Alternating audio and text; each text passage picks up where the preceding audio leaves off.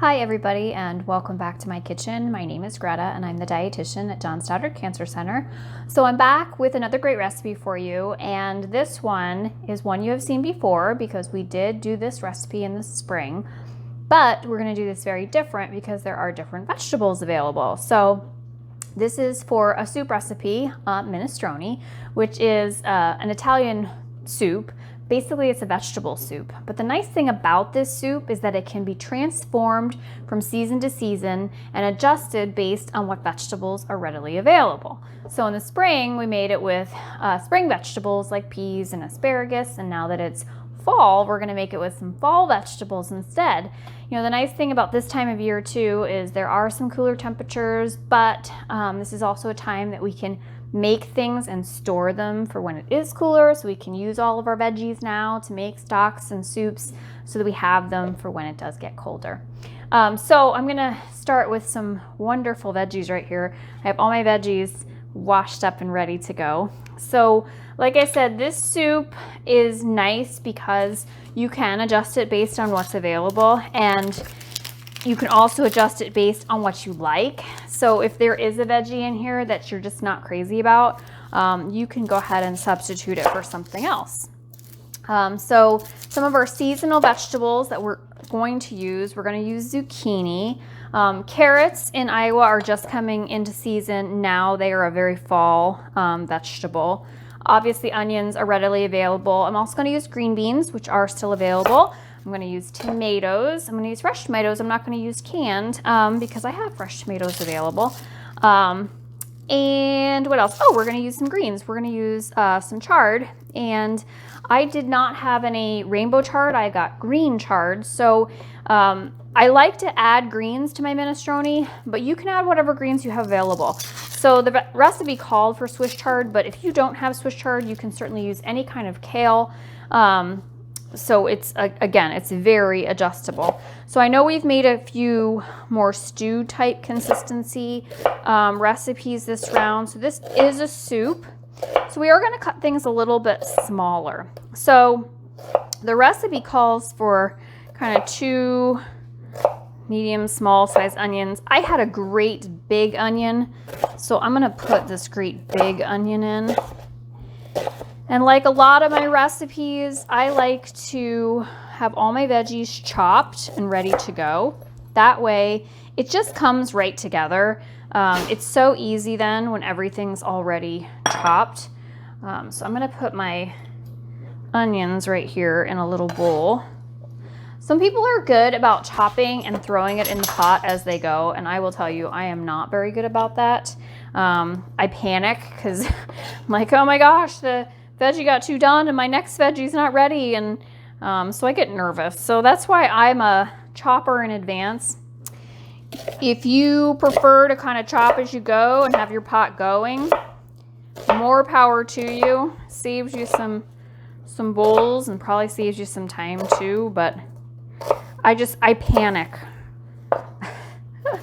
It's the one nervous habit in the kitchen. I like to have it all ready to go. Again, that's back to my type A personality. So some other common ingredients in minestrone. Typically there is some type of a pasta or rice or a bean. I am going to do beans in mine. Squeaky toy's back because we're videoing. That's Duke. Duke is the one with the squeaky toy. Like I've said before, I've been here with him all evening, and he has not once even looked at that squeaky toy. But I'm not talking to him. I was laughing because the other day I was rewatching one of my videos, and I started playing it, and he was sitting next to me. He literally got up and went and got his squeaky toy because he heard me making the video, which is just absolutely ridiculous. All right, so we're gonna move on to celery. So just 2 stalks of celery. We don't have to cut this too small. You know, this is too where you get to decide how big of chunks you like in your soup. Some people like smaller pieces. I tend to like mine to be pretty hearty. So I don't cut mine too small. So we're just gonna slice them. I do like everything to fit on my soup spoon. You know, if you think about how big a soup spoon is, I want all my veggies to fit, be able to fit on my soup spoon. Because if they don't fit, then I can't get them in my mouth, and I don't want to have to cut them. It's a soup. So this guy is going in a different bowl. So we are using green chard for this. And I know a lot of times when we use chard, we throw away the stems because they are a little bit tough. But for a soup that's going to cook for a while, we're going to go ahead and use the stems. And there's an opportunity to cook them because we're going to put them in with the celery. So I've just got them trimmed. And what I did was I went ahead and I pulled the greens off of my chard. They're all fully washed, sitting here next to me. And I just kept the good looking stems, the ones that I kind of liked. And I'm just going to chop them just like my celery. So nothing really gets wasted then in this recipe. We're going to go ahead and use it all. The stems are very much the texture of celery. So when you're eating it, I doubt you're going to notice the difference between a piece of celery and a chard stem. So I'm just cutting about a cup and a half, probably about a cup and a half of chard stems, and I'm putting that in with my celery. Pretty cool. There it goes. All right. Next, I've got some carrots here. It called for 3 carrots. I have these little cute little ones. So, you know what? I've got like 5, but and some of them are kind of little, so I'm gonna leave them kind of whole, like that. Some that are bigger, we'll just cut in half, and then cut in like bite-sized half moons. Again, think about your soup spoon. How big's my soup spoon? I want my veggie to fit on my soup spoon, right?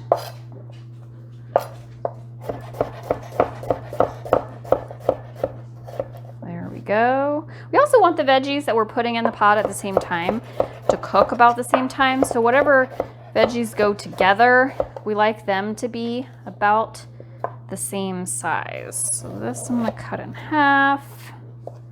I'm gonna cut it into some little half moon chunks. Sometimes if you have little ones at home that are gonna eat it, you might wanna cut things a little bit smaller.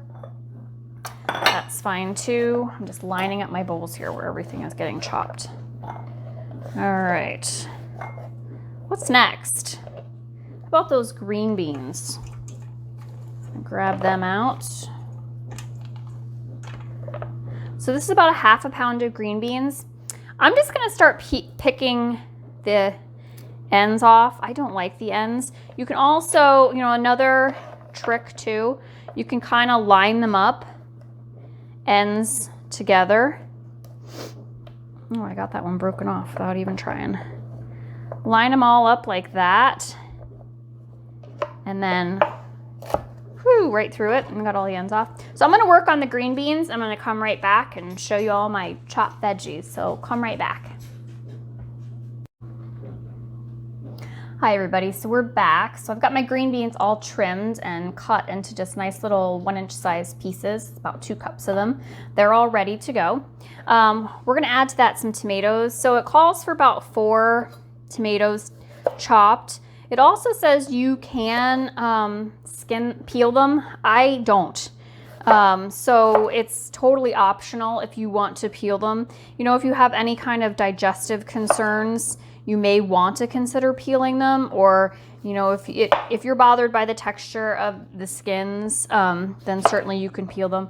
I'm not bothered by that. So I'm actually going to do, some of mine are just, they had some not so nice spots on them, so I'm probably gonna do an extra one. So I'm just cutting them in half and then in half again. And I'm gonna try to cheat that out just a little bit. And then I'm just gonna chop through that so that I've just got nice like little bite-sized chunks. And that's gonna go in my bowl here with my green beans because they're getting added together. So I'm gonna keep chopping my tomatoes. And then I'm gonna chop up, we need about 3 cloves of garlic. We're gonna chop up, and I'm gonna put that here in my onion bowl. And then we just need to chop up our zucchini. So some other good substitutions that you can consider. You can add cubed potato to this. In the spring, we did it with pasta, and some people mentioned that they weren't crazy about pasta in their soup. That's kind of a traditional ingredient, but certainly you can use cubed tomatoes or potatoes, and there's lots of great potatoes out there right now. You could, if you needed to, again, for digestive reasons, you could add pasta to this. This one doesn't have any pasta in it. You could omit the tomatoes. It's not a must. I know some people don't care for them. So this one's, like I said, you really can adjust and change. You could add corn to it. That would work really well. You could do extra zucchini or do a zucchini and a squash and kind of mix it up that way. So really kind of whatever things that you like, adjust it to whatever ingredients you like. So I'm gonna also then chop up my zucchini. So it called for about 2 medium zucchini. I have one kind of bigger zucchini, and I was gonna chop that one first. So they want it in about 1/2-inch size cubes. This zucchini is kind of big. So I'm gonna kind of go down lengthwise and then lengthwise again, and then this way. So I kind of went horizontally, and then I'm gonna go vertically, and then I'm just gonna chop it into little 2-inch size cubes. So I'm gonna keep working my zucchini, and I'll be back as soon as I'm done with chopping my veggies. Hi everybody, I'm back. All of my veggies are chopped, so I'm gonna turn you around so you can see them all. Right there, carrots, and our celery and Swiss chard stems, onion and garlic, tomatoes and green beans. There's my pile of zucchini. I only ended up needing 1 zucchini. That zucchini was actually really big, so that was plenty. I also have rinsed a can of low sodium cannellini beans. It's gonna add some protein to this, add some real richness to it. You could substitute, garbanzo beans would work too. Any kind of a white bean would work. Lima beans work really well in this too. So again, substitution, sky's the limit. Anything works. So I've got those rinsed and ready to go. Over there on my burner, I've got my pot with a 1/4 cup of olive oil. It's just warming up for me so I can get started. But I wanna show you, this is my chard. And it's green chard. It's all thoroughly washed. I don't generally, for something like this, even bother chopping it. I just kind of tear it into like bite-sized pieces. When it gets into the pot, it's really gonna kind of disintegrate. It really kind of melts down as soon as it hits the heat. I just make sure if anything is still kind of stemmy, I just take those parts and remove them. So I just kind of work through it. So that's gonna go in at the very end because it really doesn't need a lot of cooking time. But I wanna show you, I don't even really bother chopping it, just kind of torn in bite-sized pieces. If you prefer yours to be smaller, then certainly you can chop it up smaller. But I like mine in kind of chunks. I kind of like everything in my soup chunky. So the other nice thing about soup is that it's an opportunity to use some fresh herbs, and fresh herbs are absolutely my favorite. I love fresh herbs, and this is another place too where you could put whatever kind of herbs in here that you like. It calls for fresh basil, and I am going to use basil because I actually have a ton of it in my garden right now that I need to use up. But rosemary would be delicious, thyme. We are going to use our homemade veggie stock, which of course we've flavored with some fresh herbs too. So that's gonna add a ton of flavor to this. But this is a chance to get an entry to a contest for a kitchen gadget or cookbook. So I wanna know what your favorite fresh herb is. So comment to me what your favorite fresh herb is. I'd love to know what it is. So we're gonna come over to my burner and we're gonna get this started. So come right back and we're gonna get our soup going. All right, so I'm over at my burner. My oil is hot. So I'm gonna go ahead and do my onions and my garlic. Woo! I'm gonna get sizzled at. We're just gonna cook these until they get a little bit softened. Kind of develop their flavor a little bit. And then we're gonna come back when these are softened in about 5 minutes or so. And we'll add our celery and carrots and Swiss chard stems. We'll kind of do the same with those. So stick around, we'll be back to see what that looks like. Okay, so my onions are nice and soft, and I'm gonna try to show you without dropping you in. There we go, we're nice and soft. Smells so good. It's amazing how good just onions and garlic smell. So I'm gonna go ahead and add my carrots, my celery, and my Swiss chard stems. I'm gonna go ahead and salt and pepper this a little bit, just to make sure that I'm seasoning all my layers. We're gonna let this go for about 10 minutes until these are starting to soften. And then we'll come back and we'll add some more of the veggies. So come back. Okay, I'm back because my carrots and my celery are nice and soft. So again, I'm gonna show you without dropping you in. They're nice and soft, they smell wonderful. So at this point, we can go ahead, before I lose you, we can go ahead and add our tomatoes and our green beans. If you forgot to season at the last step, this is a good place to make sure you go ahead and season this with salt and pepper. I like to season every layer, then I make sure that everything gets flavored. We're gonna let this go for about 5 minutes, and then we're gonna come back and really put together the rest of it to simmer together. So don't go away, but we'll be right back.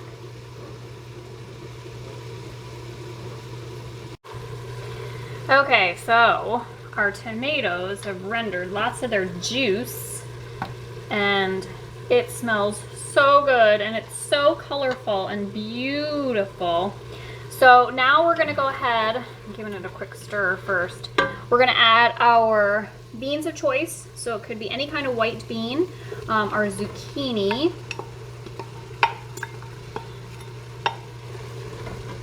That's a lot of veggie. And then I'm gonna go ahead and add 5 cups of our homemade veggie stock. So this is why I store that stock in the freezer all the time. Here's my big container of it right here. So I'm measuring it out to add into my soup. So the original recipe did call for water, but I feel like when you use the stock, it adds so much more flavor. Now this is the point too, that if you feel like, sometimes I overdo my veggie and it gets really thick, it is going to be a bit stewy. It's not a loose soup. So if you feel like, and I'll show you what it looks like, with the 5 cups, it's a lot of veggie, and it's gonna simmer now for about 20 to 25 minutes until all of these veggies kind of cook together. If you want it to be a little bit looser, I would go ahead and add another 1 or 2 cups of veggie stock. That'll just thin it down a little bit if you like a brothier soup, because we still have to add the Swiss chard. So we're gonna let it simmer, bring it up to a boil, let it simmer for about 20 to 25 minutes. In the last 2 minutes, we're gonna go ahead and add that Swiss chard in. So we'll be back when we're ready to add our Swiss chard. Welcome back, everybody. So about 2 minutes ago, I went ahead and added my green chard. I also sprinkled in some chopped fresh basil because I like that in mine. And it's simmered an additional couple of minutes. So now you can see what it looks like when it's all done. I'm gonna hold you so you don't fall in my pot.